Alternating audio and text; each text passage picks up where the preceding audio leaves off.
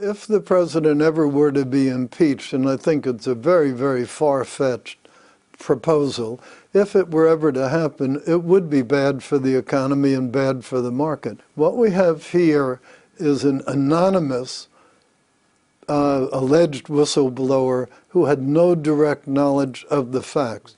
Gossip is what it is. In any court of law, this would be inadmissible as hearsay. But it's a serious allegation about the conduct of the president. Well, it's not only a serious allegation, the process is seriously flawed.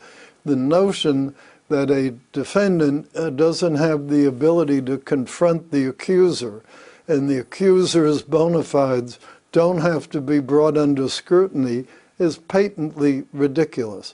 The fact is, the Democrats talked about impeachment the day after the election. They've been hell-bent for leather to impeachment, looking for any pretext on which to do it. First it was the Mueller report, and then when that turned out to be a nothing-ball thing, now suddenly, mysteriously, the intelligence community relaxed the rules on whistleblower. It'd be very interesting to find out just how did that come about. It's very convenient. You think it's a conspiracy? I'm not much of a conspiracy theorist, but it does make one wonder. And then the very careful packaging of it to hit during the UN when the president was making great achievements. But that is kind of a conspiracy theory, isn't it, saying this mysteriously happened? Well, all I can say is it's mysterious. It should be looked into. I'm confident it will be looked into. Have you spoken to the president? I speak to the president every day. How's he feeling about this?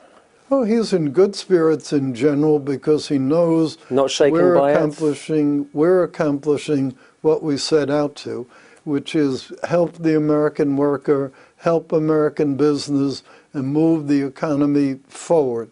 That's what he's happy about. He's obviously very unhappy with this process because it's not a proper process.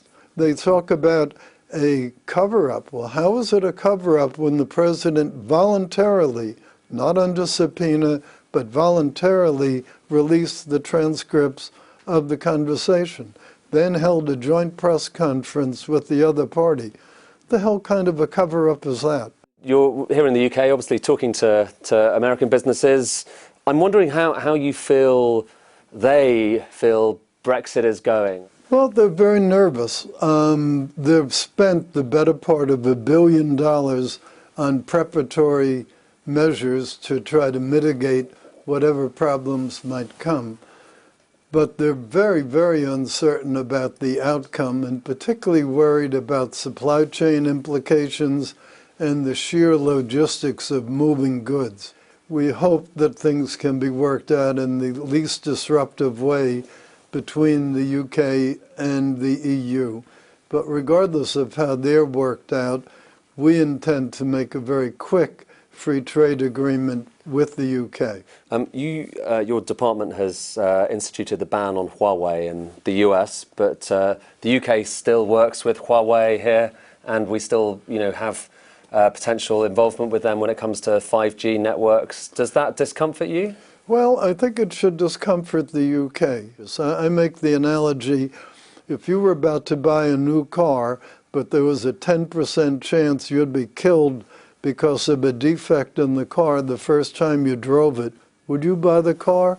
I don't think so. Well, I promise you there's far more than a 10% chance of something untoward in HUAWEI 5G equipment.